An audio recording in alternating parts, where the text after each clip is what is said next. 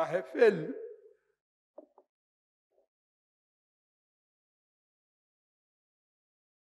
एक विचारधारा वाले लोग जहां इकट्ठे होते हैं उसको महफिल कहते हैं।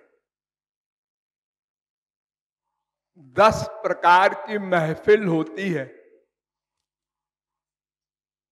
10 क्लास है महफिल के। 3 क्लास तो माया के क्षेत्र में है और 7 क्लास दिव्य क्षेत्र में है। एक तो होती है तमोगुणी महफिल, शराबी कबाबियों की। मैं खाने में आप लोगों ने शायद देखा हो,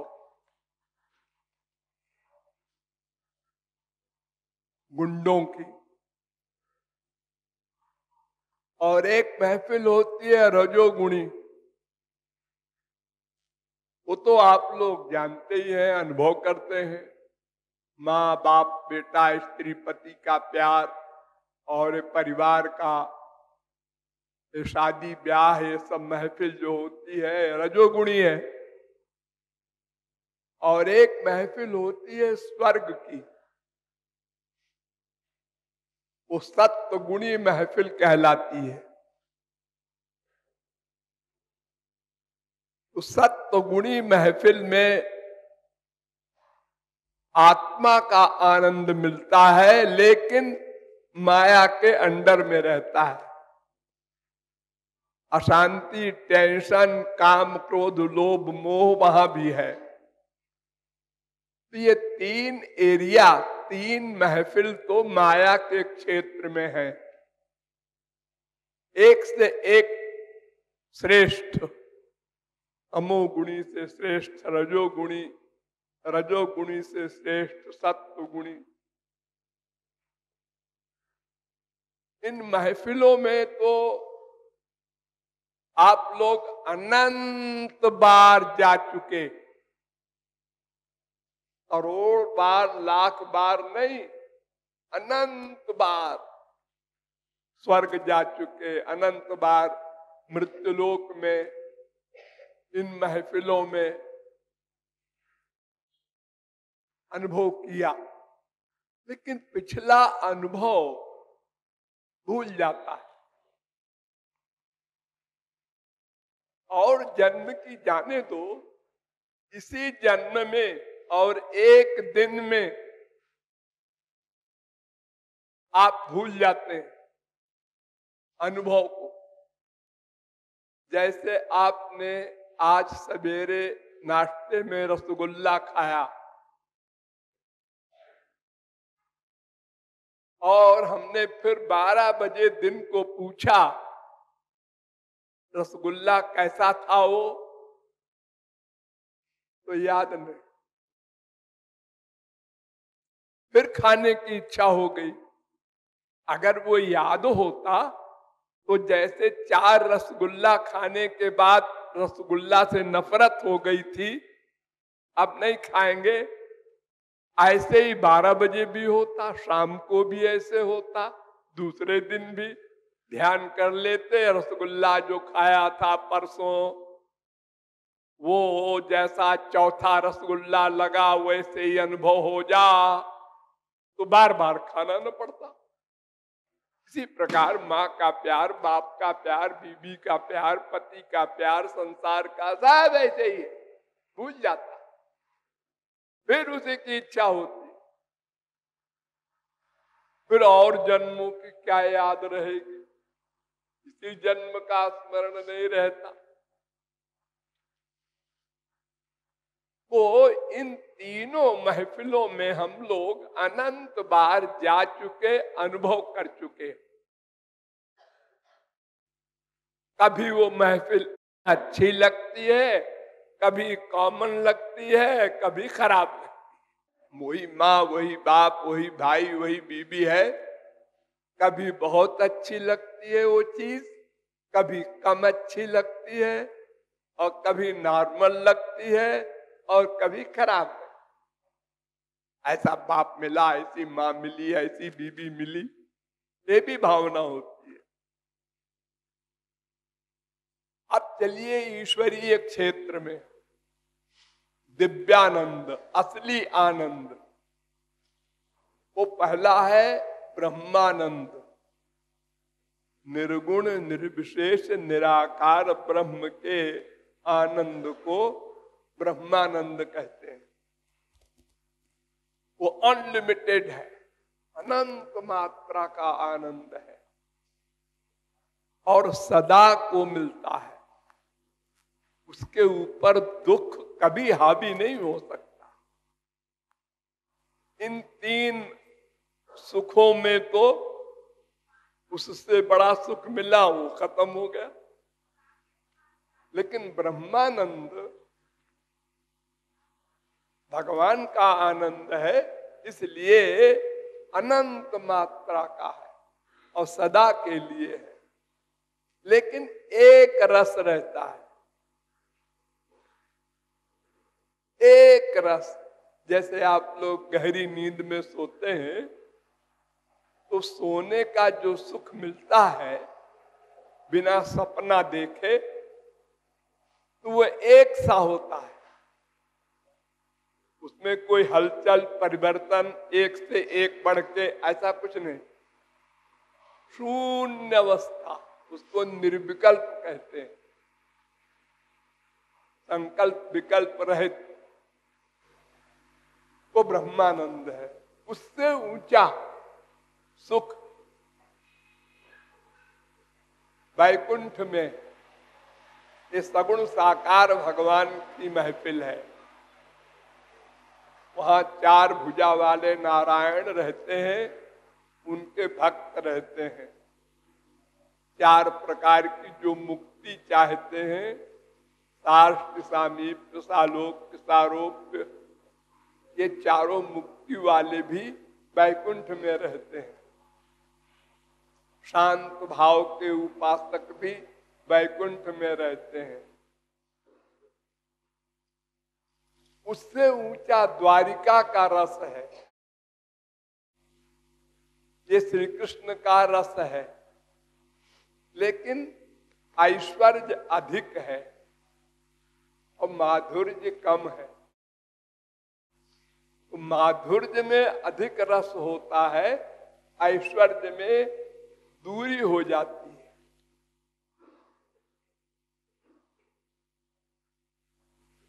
तो द्वारिका का रस वैकुंठ से भी श्रेष्ठ, वो महफिल, उससे श्रेष्ठ महफिल है मथुरा की। यहाँ ऐश्वर्य और कम है और माधुर्य अधिक है। ये मथुरा का रस। और उससे अधिक श्रेष्ठ रस महफिल वृंदावन की। यहाँ ऐश्वर्य है ही नहीं, केवल माधुर्य। यहाँ केवल चार भाव वाले रहते हैं, वे स्वामी हम दास, वो भगवान हम जीव, ऐसा नहीं,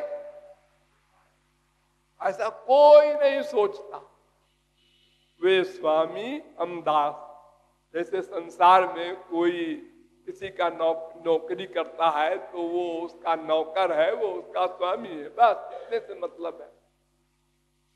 इससे ऊंचा सख्त भाव है, वो हमारा सखा है, बराबर का, लंगोटिया यार जिसे आप लोग कहते हैं। वहां और नजदीकी हो गई उस महफिल में। घोड़ा बनाते हैं ठाकुर जी को सखा लोग, वो रस और अधिक। उससे बड़ा रस वात्सल्य भाव का, यशोदा मैया का रस, नंद बाबा का रस। नंद बाबा के खड़ाऊ को ठाकुर जी सिर पर रख कर ले जाते हैं बाबा के पास। जब बाबा कहते हैं बेटा खड़ाऊ लाना, तो खड़ाऊ को लेकर अपने सिर पर रख कर ले जाते हैं। और बाबा ये नहीं सोचते भगवान हो क्या हमारा कड़ाऊ सिर पे रखे, वो बेटा मानते, वहां ऐश्वर्य है ही नहीं। और अगर कभी आ गया भूले से, जैसे एक बार सखाओं ने शिकायत की मैया से, ये मिट्टी खाता है लाला चोरी चोरी, और ठाकुर जी को डांटा, माने बांधा और कहा सच बता। तो ठाकुर जी झूठ बोल गए, सफेद झूठ, मैंने मिट्टी नहीं खाई, ना हम भक्षितवा नम्बो, मैंने मां मिट्टी नहीं खाई। ये सब कह रहे हैं सखा लोग, और तेरा भैया भी कह रहा है, सब झूठ बोल रहे हैं भैया। हाँ, तू ही हरिश्चंद्र है, बाकी सब झूठ बोल रहे हैं। अरे मैया तू नहीं मानती तो मेरा मुंह देख ले, मेरा मुंह खोल के देख ले, मिट्टी लगी होगी अगर खाया होगा तो। ये ठाकुर जी ने इसलिए कहा कि मैया को विश्वास हो जाए, इतने जोर देकर कह रहा है, इसका मतलब नहीं खाया। तो मैया कहे खाए कोई बात नहीं, सखा लोग झूठ बोल रहे हैं। लेकिन मैया बड़ी चालाक, वो कहती है यद देवम तर्हि व्यादेहि, वो खोल मुंह खोल। अब ठाकुर जी ने आंख बंद कर लिया और सोचने लगे, मुंह खोलूं तो मिट्टी दिखेगी और पिटूंगा, और नहीं खोलूं तो और भी पक्का हो गया, इसीलिए नहीं खोल रहा है, मिट्टी खाया है। कुछ समझ में नहीं आया ठाकुर जी के, और मैया के हाथ में सांटी थी, उसी का ध्यान करते जा रहे थे कि सांटी पड़ने वाली है, अब मैं जल्दी क्या करूं क्या करूं। इतने में योग माया ने, ऐश्वर्य शक्ति ने, ठाकुर जी का तो मुंह खुल गया डर के मारे, बोला नहीं, डंडे का ध्यान करके मुंह खुल गया, लेकिन उसमें ऐश्वर्य शक्ति घुस गई और उसने अनंत ब्रह्मांड दिखा दिया, मैया को डरा दिया। अब मैया का डंडा हाथ से छूट गया, मैया कांपने लगी और आंख बंद कर लिया मैया ने। तो व्यतरो मोहिनी मायाम पुत्र स्नेह मयीम, ठाकुर जी ने मोहिनी माया का प्रयोग कर दिया तो मैया भूल गई। मैया को डाउट हुआ कि ये भगवान कुछ है, मैं इसको बेटा मानती हूँ, अपराध कर रही हूँ। ठाकुर जी ने कहा सब गुड़ गोबर हो गया, ये हमको भगवान मान लेगी तो बस अब तो बातें खत्म हो जाएगी। हम जिस लिए आए थे मैया को सुख देने, कि हमारी आरती उतारेगी। तो ठाकुर जी ने मोहिनी माया का प्रयोग कर दिया तो मैया भूल गई। अब आंख खोला, है कुछ तो नहीं है इसके मुंह में, मेरा ही कोई गड़बड़ है। यानी ऐश्वर्य शक्ति चोरी चोरी सेवा करती है ठाकुर जी की, वो उनकी परमिशन नहीं है, वृंदावन में तुम नहीं आना, लेकिन फिर भी स्वामी की सेवा चोरी चोरी करती है, दास का धर्म है। हमारे स्वामी पिट जाए मृत्यु लोक में तो फिर मुझे धिक्कार है। तो इसलिए ऐश्वर्य शक्ति वृंदावन में जीरो, माधुर्य माधुर्य है। वृंदावन के रस में भी दो रस है, उससे भी ऊंचा रस है कुंज रस, और सबसे ऊंचा रस है निकुंज रस। इतनी महफिल है। एक और है क्लास, लेकिन वो महफिल नहीं लगती वहां। केवल राधा कृष्ण रहते हैं, उसको कहते हैं निभृत निकुंज। उसमें सखियां वखियां कोई नहीं जा सकता, केवल राधा कृष्ण रहते हैं, वहां कोई जीव नहीं जा सकता।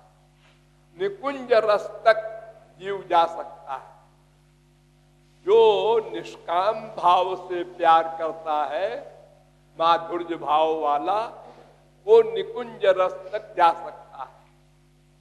यानी जो प्रियतम के सुख के लिए ही